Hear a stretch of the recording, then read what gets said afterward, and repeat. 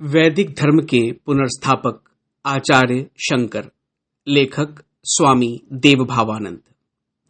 चिदानंद रूपः शिवोहम शिवोहम। आविर्भाव। ऐतिहासिक युग में जिन देवमानवों का संसार में धर्म स्थापन के लिए आविर्भाव हुआ, आचार्य शंकर उनमें से एक थे। भारत के राष्ट्रीय तथा धर्म जीवन के एक महान संधिक्षण में शंकर का अभ्युदय हुआ था। जब बौद्धों के द्वारा हिंदू धर्म के कर्मकांडों पर प्रहार, कुप्रचार होने लगा और अन्य कुप्रथाओं से हिंदू धर्म का वास्तविक स्वरूप अदृश्य होने लगा, तब भगवान शिव के अंश से आचार्य शंकर का प्राकट्य भारतीय वैदिक संस्कृति के संरक्षण एवं प्रसार हेतु 676 ईस्वी में वैशाख शुक्ल तृतीया को शुभ मध्याह्न काल में हुआ। जिन्होंने कालांतर में मानव के प्रकृत स्वरूप की उद्घोषणा करते हुए कहा था, मैं चिदानंद शिव हूं, चिदानंद रूपः शिवोहम शिवोहम। बाल्यकाल और शिक्षा। बचपन से ही शंकर बहुत शांत, धीर और तीक्ष्ण बुद्धि के थे। वे श्रुतिधर थे। वे जो कुछ पढ़ते सुनते थे, सब कुछ उनके स्मृति पटल पर अंकित हो जाता था। 5 वर्ष की उम्र में शंकर का उपनयन संस्कार करके उन्हें विद्यार्जन हेतु गुरुगृह भेजा गया। 2 वर्षों में ही शंकर उपनिषद, पुराण, इतिहास, धर्मशास्त्र, न्याय, सांख्य, पातंजल योग सूत्र, वैशेषिक आदि अनेक शास्त्रों में पारंगत होकर बृहस्पति के समान विद्वान हो गए। ब्राह्मणी के दुखनाश हेतु लक्ष्मी देवी का आह्वान। गुरुगृह निवास के नियमानुसार शंकर एक दिन भिक्षा के लिए एक गृहस्थ ब्राह्मण के घर पहुंचे। वे ब्राह्मण बहुत ही निर्धन थे। शंकर को भिक्षा देने के लिए मुट्ठी भर चावल भी उसके घर में नहीं था। बेचारी ब्राह्मण की पत्नी ने शंकर के हाथ में एक आंवला देकर रोते हुए अपनी दरिद्रावस्था की बात बताई। ब्राह्मणी की दुख दरिद्रता से शंकर का कोमल हृदय अत्यंत दुखित हो गया। उन्होंने वहीं खड़े होकर करुणा विगलित चित्त से दारिद्र्य दुख विनाशिनी लक्ष्मी देवी की स्तोत्र रचना की और ब्राह्मणी की दीनता को दूर करने के लिए देवी के चरणों में कातर प्रार्थना की। बालक की प्रार्थना से लक्ष्मी देवी प्रसन्न हो गईं। उन्होंने आविर्भूत होकर कहा, बेटा, मैं तुम्हारे उद्देश्य को जान चुकी हूं, परंतु इस निर्धन परिवार ने पूर्व जन्मों में ऐसा कुछ भी पुण्य कार्य नहीं किया जिससे इन्हें मैं धन दे सकूं। तब बालक शंकर ने उत्तर दिया, क्यों माता, इस गृहिणी ने तो अभी मुझे एक आंवला दिया है। यदि आप मेरे ऊपर प्रसन्न हैं तो इनकी गरीबी का निवारण कर दीजिए। देवी ने प्रसन्न होकर कहा, वही होगा, मैं इन्हें प्रचुर सोने के आंवले दूंगी। यह सुनकर शंकर प्रसन्नता के साथ ब्राह्मणी को शीघ्र धन प्राप्ति का समाचार देकर अपने गुरुगृह में वापस आ गए।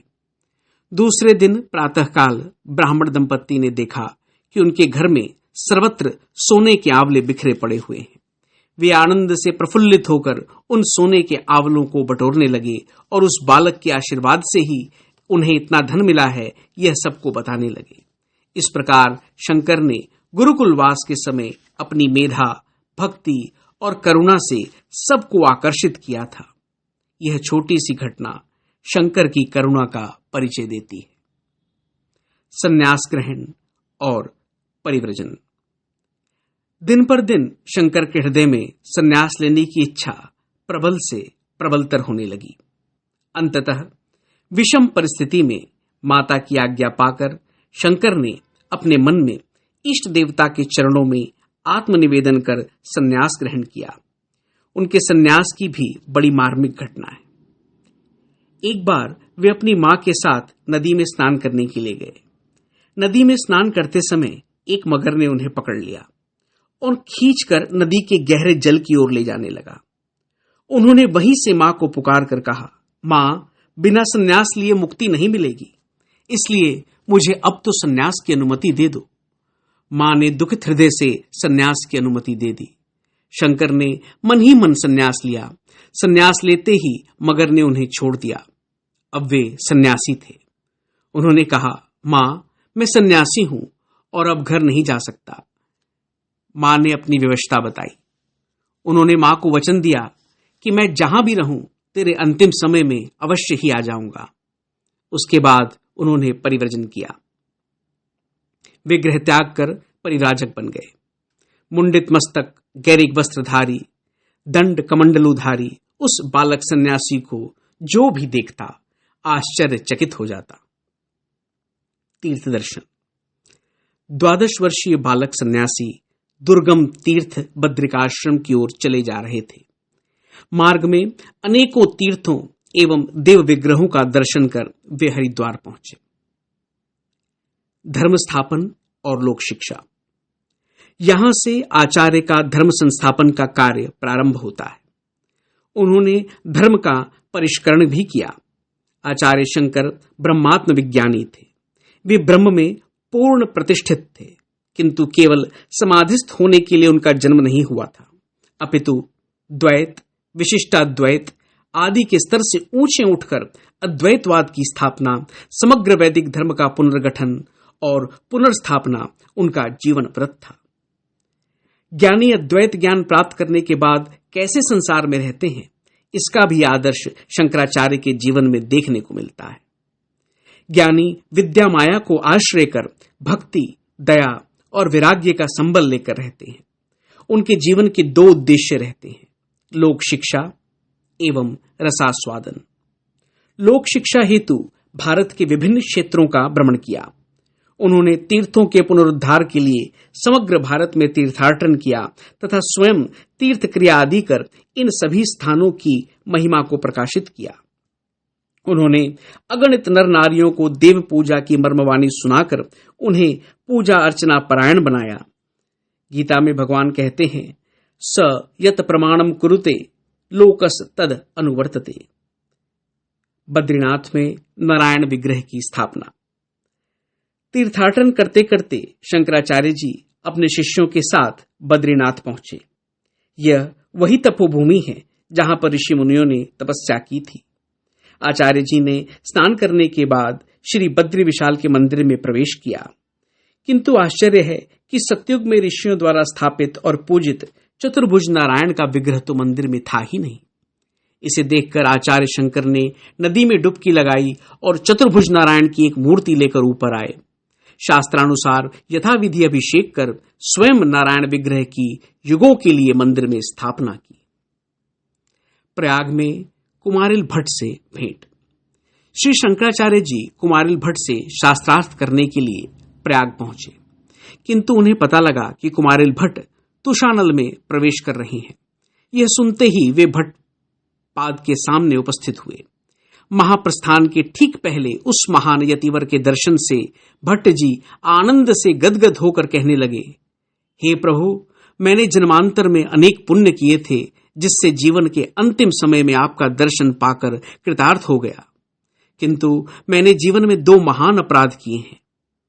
एक है बौद्ध गुरु को शास्त्रार्थ में पराजित कर उनका जीवन नाश, और दूसरा है जैमिनी के मीमांसा दर्शन में ईश्वर असिद्ध है ऐसा प्रमाणित करना।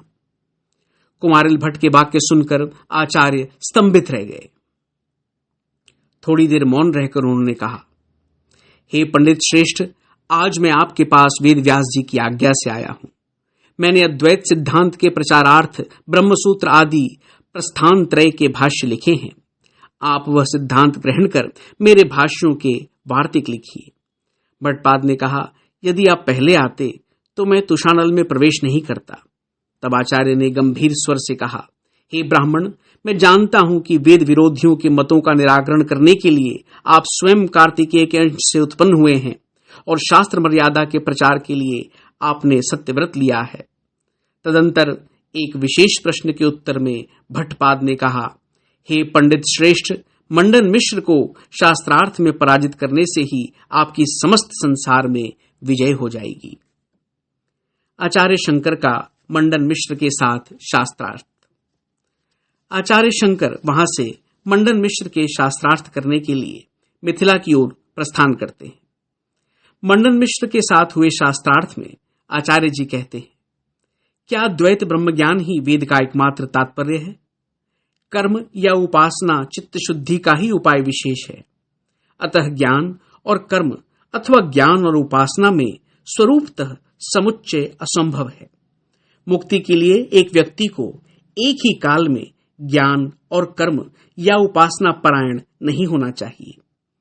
कर्म या उपासना के द्वारा चित्त शुद्धि होने पर अहम ब्रह्मास्मि या सत्यम ज्ञानम अनंतम ब्रह्म, इस प्रकार के अद्वैत ब्रह्मात्म ज्ञान से जीव की मुक्ति होती है। न सह पुनरावर्तते न सह पुनरावर्तते, उसका जन्म नहीं होता। कर्म या उपासना से साक्षात मुक्ति नहीं होती। इसके अनंतर मंडन मिश्र ने भी कर्मवाद पर अपना मत प्रस्तुत किया। शास्त्रार्थ में मंडन मिश्र की पराजय हुई। बाद में मंडन मिश्र आचार्य के शिष्य बन संन्यास ग्रहण कर सुरेश्वराचार्य हुए। मां के अंतिम समय में इष्ट दर्शन। आचार्य शंकर योग सिद्ध थे। उन्होंने अपनी माता के अंतिम समय में आकाश मार्ग से उनके पास पहुंचकर उन्हें इष्ट देव का दर्शन कराया। कर्मयोगी। आचार्य शंकर के जीवन का एक महिमोज्वल अध्याय आरंभ हुआ। तब से लेकर लगभग 16 वर्षों तक, उनके जीवन के अंतिम दिनों तक हम उन्हें आदर्श कर्मयोगी के रूप में पाते हैं। यद्यपि 8 वर्षों में ही 4 वेद, सारे दर्शन तथा अन्य शास्त्रों का अध्ययन, 12 वर्ष के भीतर योग सिद्धि और सर्वशास्त्रज्ञ होना तथा 16 वर्षों के भीतर ब्रह्म सूत्र आदि अनेक ग्रंथों की भाष्य रचना आदि कार्य आचार्य के अथक कर्म जीवन के द्योतक हैं। अद्वैतवादी आचार्य शंकर ने तीर्थ के देवी देवताओं की पूजा अर्चना करके अधिकारी भेद से साकारोपासना का भी विशेष प्रयोजन है, इसे प्रमाणित किया। वे अद्वैतवादी थे, तथापि उनमें किसी प्रकार की संकीर्णता नहीं थी, कट्टरपन नहीं था। वे जहां भी गए सर्वत्र अन्य पथावलंबियों ने उनकी उदार धर्म व्याख्या सुनकर वैदिक धर्म का महात्म्य समझा। उनकी शिक्षा और कृपा से कोई वंचित नहीं हुआ। वे अपने आध्यात्मिक जीवन तथा शक्ति से लोगों में सत्य प्राप्ति की आकांक्षा जगा देते थे। उनके उपदेश से विरुद्ध मतावलंबियों का मन परिवर्तित हो जाता था। जो लोग कुमार्ग के कंटकों से विद्ध अंधविश्वास से पीड़ित तथा संकीर्ण थे, उनके हृदय में आचार्य शंकर शांति का अमृत सिंचन करते तथा दिव्य ज्योति जगा देते थे। आचार्य ने ऐसे उदार सनातन धर्म के संवाहक रूप में संपूर्ण धर्म भूमि भारत का परिभ्रमण किया। उनके हृदय में जो अपार क्षमा, दया, विद्वता, परोपकार, भक्ति, ज्ञान, विनय, दृढ़ता, धैर्य, गुणग्राह्यता और सर्वोपरि लोक मंगल का जो विकास हुआ था, उससे वे जहां भी गए उनके संस्पर्श से सभी लाभान्वित हुए। उनकी शांति की शीतल स्नेह छाया ने सबको शांति प्रदान की। यथार्थ में आचार्य शंकर शंकरावतार हैं, क्योंकि एक साधारण मनुष्य में ऐसी परिपूर्णता संभव नहीं है। एक दिन श्री शंकराचार्य जी ने अपने शिष्यों से कहा, कोई भी विद्या या साधना बिना संप्रदाय परंपरा के स्थायी नहीं होती। संसार के कल्याण के लिए और वेदांत साधना के आदर्श को स्थायी करने के लिए सन्यासी संघ की स्थापना आवश्यक है। उन्होंने भारत के 4 प्रांतों में 4 मठ स्थापित किए। अपने प्रधान शिष्यों पद्मपादाचार्य, सुरेश्वराचार्य, हस्तकामल काचार्य और तोटकाचार्य को उन 4 मठों का प्रथम मठाधीश बनाया। दक्षिण में श्रृंगेरी मठ में आचार्य सुरेश्वर, उत्तर में बद्रीनाथ के ज्योतिर्मठ में आचार्य तोटक, पश्चिम में द्वारका धाम में हस्तामलक और पूर्व के पुरी धाम में पद्मपाद को आचार्य नियुक्त किया। इस प्रकार उन्होंने भारत के सभी क्षेत्रों में धर्म प्रचार के लिए अपने शिष्यों को भेजा। उन्होंने निर्देश दिया कि सन्यासियों के 10 संप्रदाय उन 4 मठों के अधीन रहकर अपने अपने मठ के नियम और आदेश के अनुसार धर्मानुष्ठान तथा धर्म प्रचार करेंगे। मठाधीश पवित्र, जितेंद्रिय, वेद वेदांग परांगत तथा सर्वशास्त्रज्ञ होंगे। केवल निरग्नि और निष्क्रिय होकर कर्म ना करना ही वास्तविक संन्यास नहीं है। कर्मफल में अनासक्ति और इहलोक तथा परलोक में भोग सुख से वैराग्य लेकर भगवत प्रीति के लिए लोक कल्याण कर कर्मानुष्ठान यथार्थ संन्यास है। आचार्य शंकर के मतानुसार आत्मज्ञान प्राप्ति के पूर्व तक कर्म फलाकांक्षा छोड़कर ईश्वर में फल का अर्पण करते हुए सारे शास्त्र विहित कर्मों का अनुष्ठान ही कर्मयोग है। ज्ञान प्राप्त होने तक कर्म का परित्याग करना अनुचित है। महाप्रयाण। अपने जीवन के महाप्रयाण के समय यथा समय केदार धाम पहुंचकर आचार्य पहले ही मंदिर में जाकर पूजा अर्चना में तन्मय हो गए। शिष्य विनीत भाव से उनके पास बैठे रहे। तब आचार्य ने क्षण भर मौन रहकर शिष्यों को संबोधित करते हुए कहा, मैं अपने सर्वांतःकरण से आशीर्वाद देता हूं। जिस ब्रह्म ज्ञान का मैंने उपदेश दिया है वह गुरु परंपरा से प्राप्त है। तुम लोग ब्रह्म स्वरूप में प्रतिष्ठित रहो। इसके अनंतर आचार्य गंभीर ध्यान में निमग्न हो गए। इस अवस्था में बहुत देर रहकर अंत में वे समाधि योग के द्वारा आत्म स्वरूप में लीन हो गए। शिवांश संभूत शिव भक्त शंकर महाशिव में विलीन हो गए। ओम शांति शांति शांति। हरि ओम तत्सत्। श्री राम कृष्णार्पणमस्तु।